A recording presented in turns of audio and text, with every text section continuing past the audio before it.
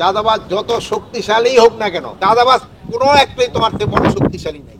নির্বাচন ঘনে আসতেছে, খুব একটা বেশি সময় নাই, তোমাদের এর ভিতরে ভালোভাবে প্রিপারেশন নিতে হবে, বুঝতে পারছো? আর চাঁদাবাজ সংখ্যা কিন্তু বেড়ে যাচ্ছে, এই চাঁদাবাজদের এগেইনস্টে ভালোভাবে তোমাদের অ্যাকশন নিতে হবে। কোন রকমের কারো কোনো রিকোয়েস্টে কোনো চাঁদাবাজিরে ছাড় দিবা না। চাঁদাবাজ যত শক্তিশালী হোক না কেন, কোনো অবস্থায় তোমার থেকে চাঁদাবাজ কোনো একটাই তোমার থেকে বড় শক্তিশালী নেই, এটা মনে করবা সবসময়। ফটাফট ধরে ফেলে বড় লোকই হোক না কেন, যত বড় তুমি হোক না। আর এলো মাদকের ক্ষেত্রে একেবারে জিরো টলারেন্স। তোমরা কিছুদিন যাওয়া দেখছি মাদকের ক্ষেত্রে তোমাদের যে কার্যকলাপ খুবই ভালো, খুবই ভালো। আর মাদকের গডফাদার এগুলি একেবারে বড় বড়, মানে আমরা সাধারণত কেরিয়ারকে ধরতে পারি, বাট মূল হুতাদের ধরা যায় না।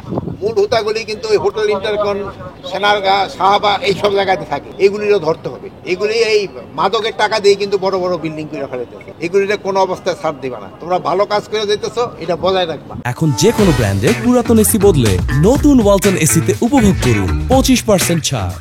এবং জনগণের সেবা করে দিবা। জনগণের টাকাই কিন্তু তোমাকে বেতন আসে, আর জনগণের সেবা করাটাই কিন্তু তোমার দায়িত্ব। জনগণ যে সময় তোমাদের ভালো বলবে, ওইটি হলো তোমাদের ভালো। আর অন্য কে, বড় লোকে কে কি করলো এটা না, জনগণ কি চায় ওইটা দেখবে। জনগণের সেবা করার জন্য কিন্তু তোমাকে সৃষ্টি করা হয়েছে। আর কোনো অবৈধ আদেশ আমিও যদিও দেই, ওইটাও মানবা না। আইন বহির্ভূত কোনো কাজ করবা না, আইনের ভিতরে থেকে কাজ করবা। কেউ যদি কোনো অন্যায় আদেশ দেয়, ওই আদেশ পালন করবা না।